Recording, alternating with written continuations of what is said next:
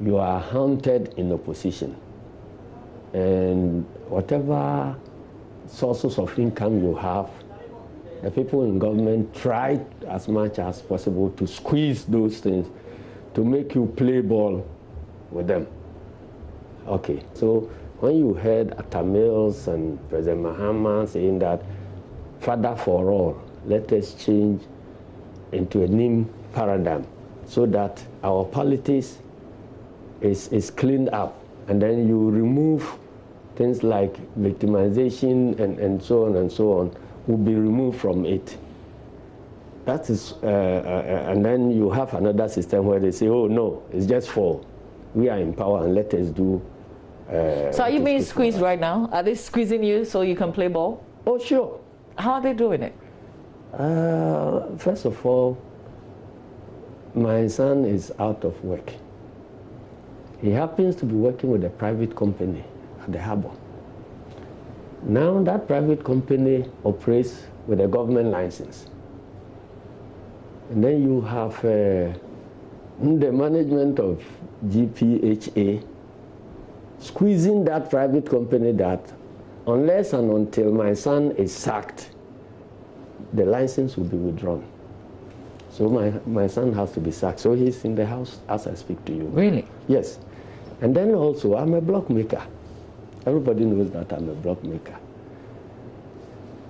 Because of the quality of my blocks, maybe people engaged in maybe government projects and so on would want to buy because of the recommendations of consultants and so on.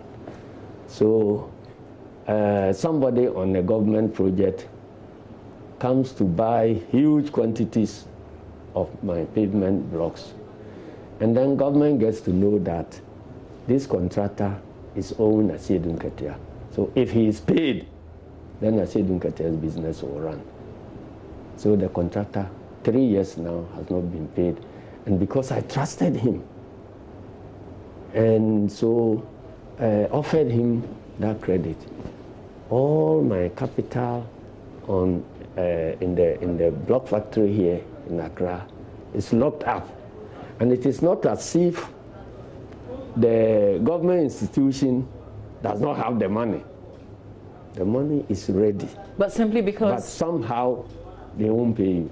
You go there today, they talk about one thing here, another thing here, another thing. How is that impacting on your business?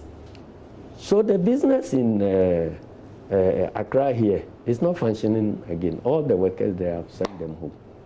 So it's not working.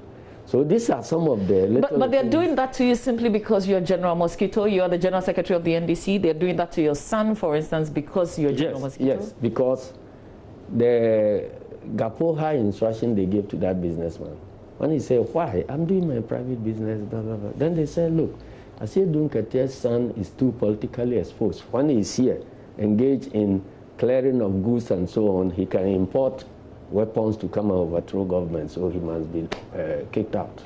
So how long have has your son been home for now? More than 3 years. Not working? Not working.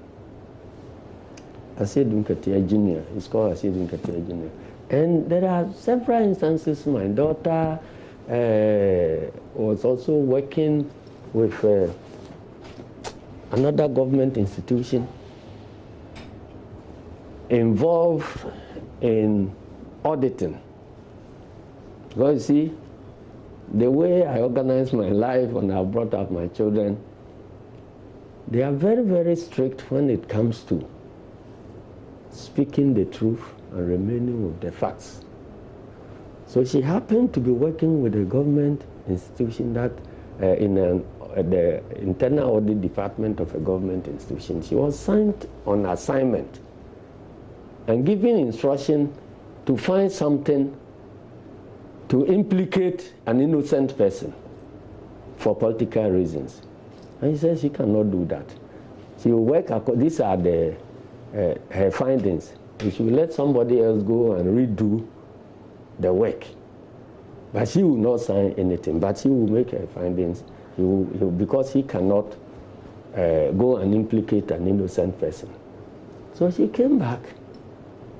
And then they had to remove him from head office auditing to some district branch in Greater Accra.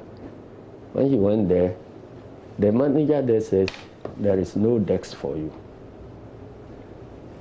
So I said, well, but I will come to work every day anyway. She was at some point called that, why is it that everybody who is connected with NDC since the changeover has been leaving and you are still here? Are you not the daughter of Asiedu Nketia? I said, yes, I'm the daughter of Asiedu Nketia. But I applied for this work and I was recruited on merit.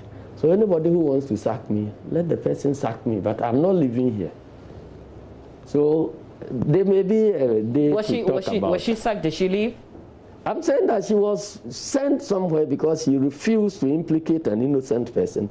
So she was sent from head office to some district office somewhere. When she went, the person she was going to work under said that there was no desk for her.